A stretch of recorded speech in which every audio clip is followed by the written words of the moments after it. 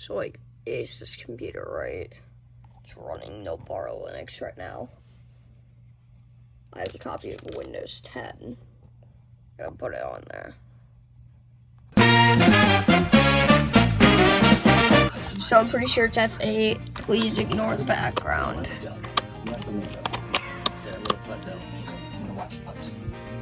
So. Yes, he is a very nice bird. Only pay for what you need. So this right here isn't any ordinary WebOS phone, because unlike every model that was ever released, it doesn't have a physical keyboard. And that's because this is a rare prototype device that was manufactured... Okay, so I guess it's not F8. Alright, let's just try Escape.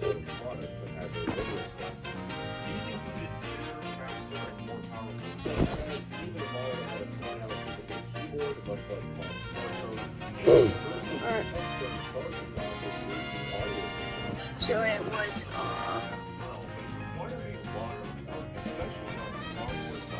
was, Escape. So now let's see if there's actually a partition that works.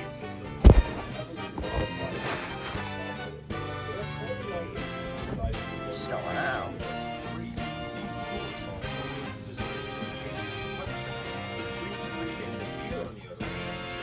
After this, I'm probably gonna install SteamOS on here. So this essentially meant that HP now had to take their version of WebOS they already scaled up for use on a larger display and shrink it back down for use on a smartphone. And as you'll see in a minute, the software on this unit here is pretty early into that process. So what ended up happening was the Pre-3 and the Fear were prioritized, and the Winternuts release was pushed back to the end of the year. But that created another problem because AT&T, the sole carrier partner for the Winternut, apparently did not want to have any newly released phones on their network that didn't have support for LTE by that time, which the Winternut did not. The overarching problem, however, was a change in HP's leadership that did not involve the necessary resources to get everything finished on schedule and offer all of these phones at the same time. This came to light in 2012 with Kenny, the former CTO of HP's personal systems group, where he went over the original plan for HP's buyout of Palm. And the gist of it was HP was basically going to do nothing but benefit on the first 3 years of ownership. Palm was struggling financially at the time, so it was thought that HP's resources they could focus on getting profitable and increasing WebOS's market share without having to worry about benefits. Alright, now just wait. So now it's doing this. Yeah, I couldn't get a sleep, but like, it's kind of doing this. What? Yeah, getting ready. Okay, yeah, watch. Tomorrow I'm gonna wake up with it on a blue screen. Okay, I think we did it. And I've tapped on these other options. It's very easy. Oh, that was very easy. This is how it looks on the touchpad, so they just haven't sized that properly. But then You know, I'm not being given a challenge like I am my Wii U. And when I modded my 3DS. And in the applications menu, it really stands out. So yeah, for whatever reason that happens, and it also sometimes shows up as just a black box, like it can't load the icon properly. I don't know exactly what causes that, but I've had that happen a previous time when I powered up this device. Yeah, it just... Hang on. Yeah, okay, shut up.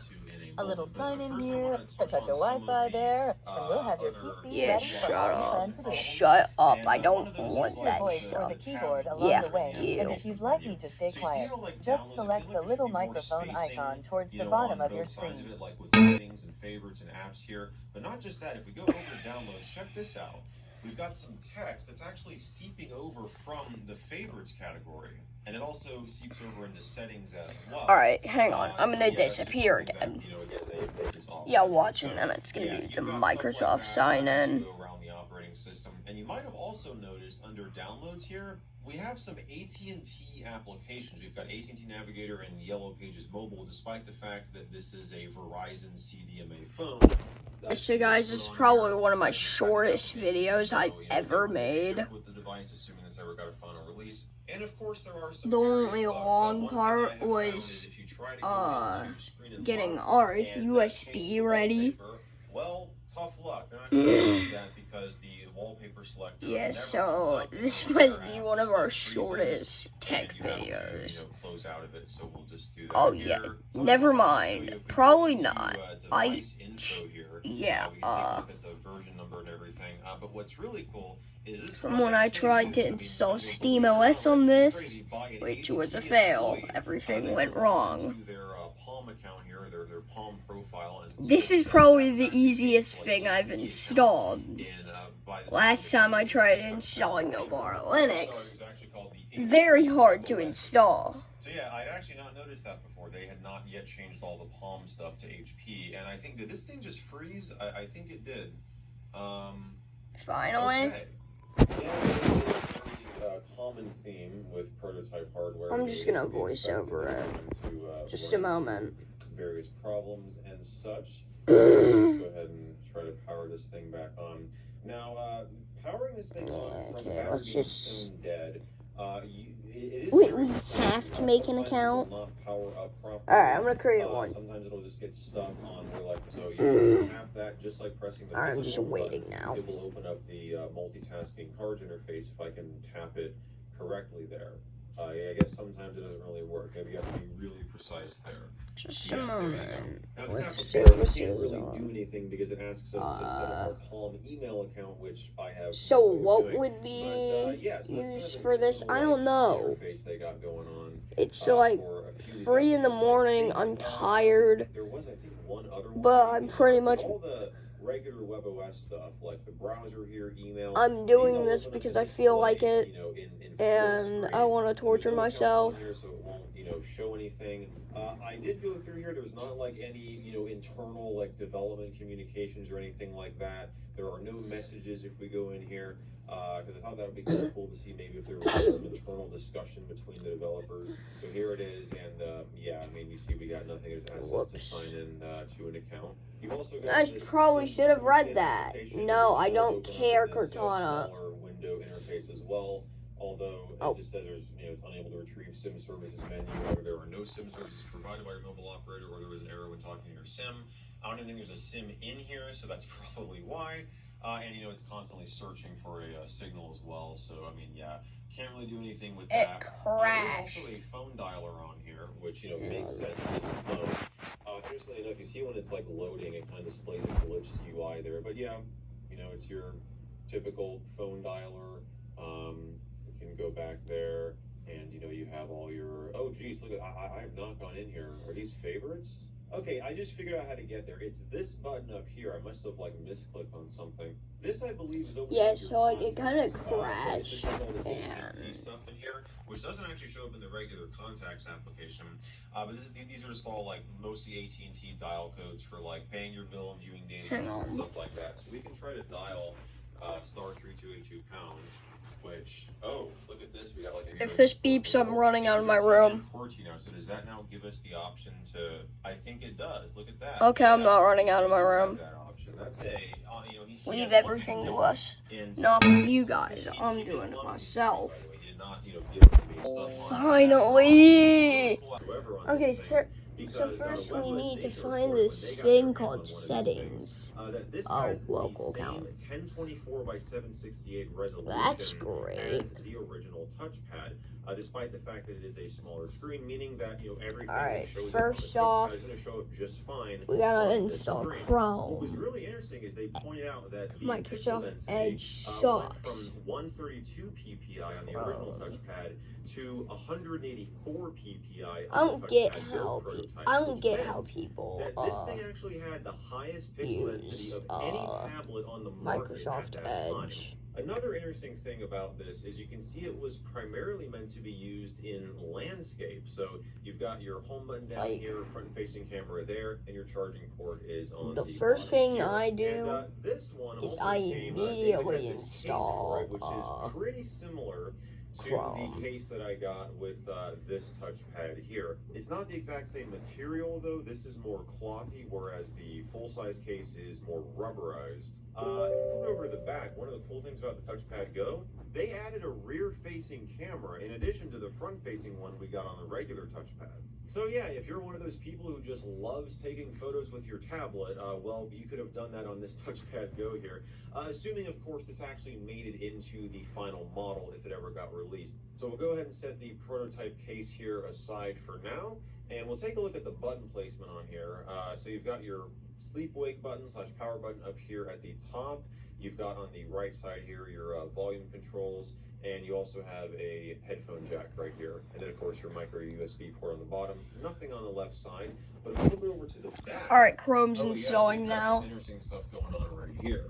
First of all, we've got a big old sticker that says LTE. Now, this is pretty noteworthy because there was going to be a cellular version of the full-size touchpad. So apparently there was going to be a cellular version of the Touchpad Go as well. Just like on the Windsor Nut, we've got this sticker here with the serial number and everything, and, you know, property of HP, prototype not for sale. So this has a 1.5 gigahertz CPU, a 32 gig SanDisk internal storage module. It's got 1 gigabyte of Samsung memory. And what I love too is under case here, it just says, "Don't care, cosmetic." So Download that's complete. a really unique vendor name, if you ask me.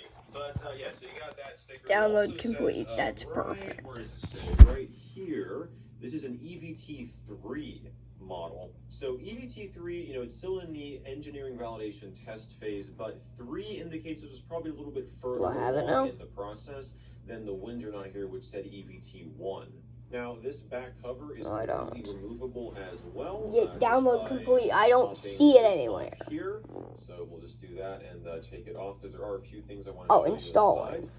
First of all, you see we have a sample by STL Technology battery with the part number there. And you see here we have a date code of April 2011, which is in between the announcement of the touchpad and the release of the touchpad. But And, we like, also while we're actually have a doing date stamp that- for the rest of the hardware, because we've got this sticker right here that's got a date of May 2011. You also got your SIM card slot right here and some pins, which if you remember from the Windsor Nut, we got these contacts on the back of the back cover, which allows this thing to be used with a wireless charger. So yeah, we'll go ahead and put the back cover back on here, and we'll take a look at the software. Okay, so like I mentioned before, with the display in this thing having the same resolution as the original touchpad, there aren't really any UI bugs whatsoever. Everything shows up totally fine, and you actually have the same standard set of applications that come with the touchpad, with the exception of this one application under settings here. It's the AT&T Communication Manager. Now this just asks you to have a SIM card. We don't have a SIM card in here, so it's not really going to be able to do anything. But yeah, there aren't any like development applications or anything like that. But I have found one bug, and that is in the camera application here. For whatever reason, this thing has a problem switching between the 2 cameras. So right now, we're on the rear camera. If I go ahead and try to use this What button was right that here to about? swap it to the front, it will actually swap to the front for like the first time. Okay, I swear this wasn't happening before. It was just freezing up every time I would try to swap the camera, and then the tablet would just crash, and I'd have to restart it. Okay, well, let's see here. I went out of it and went back in, and it's definitely, okay, this is what it was doing before. It would just hang on this screen, and, okay, well, it did eventually recover here. That's good. Yeah, that's really interesting, because it was, I promise you, it was freezing up before when I would try to swap cameras, and the tablet would just crash eventually. Let's see if it does it here. Yeah, I mean, it shouldn't be taking this long to display the camera. So yeah, this application is still pretty buggy, and I think that's because of the fact that it's, you know, there are 2 cameras now, and it has to be able to switch between them, which it can't, you know, do properly. But did you notice that we actually experienced the reverse of what usually happens on this channel, which is I say, hey, we're going to try this, and this is what's supposed to happen, and then it doesn't happen, and there's some problem that we run into. So that was actually kind of nice to finally expect something to go wrong and something just worked. But you can see here it's still not actually, you know, loading the camera properly. And So yeah, we're gonna colors. just get out of this. We'll actually leave it Oh running my in the God, wait. background because why not? And I would like to go into settings here and go to device info, and I'll just show you what it says in here. It actually shows the proper version. Alright, of well, the this Scientific was Web too OS easy. 0.5. So I don't think this is really a development build then. This Because we're requires a getting all the restart software, right now, And so we do have that one carrier program, but this is, it actually says right here, it's an AT&T device in here. So, it makes sense that is installed. If we go under software, yeah, we have actual version numbers for everything. So, I mean, yeah, like I said, aside from, that camera bug, there's Alright. some other stuff on here Well, that I just haven't found yet. I guess this computer's done. I'm gonna go edit this video now. Not posting for another 5 months, like 4 months. And when I say not posting for another 4 months, I mean tech content. Since last time it took me about 4 months to get this video out. Well, not really, but I just started working on this video. But it took me 4 hours to get a video idea. And it actually worked. Unlike my Wii U,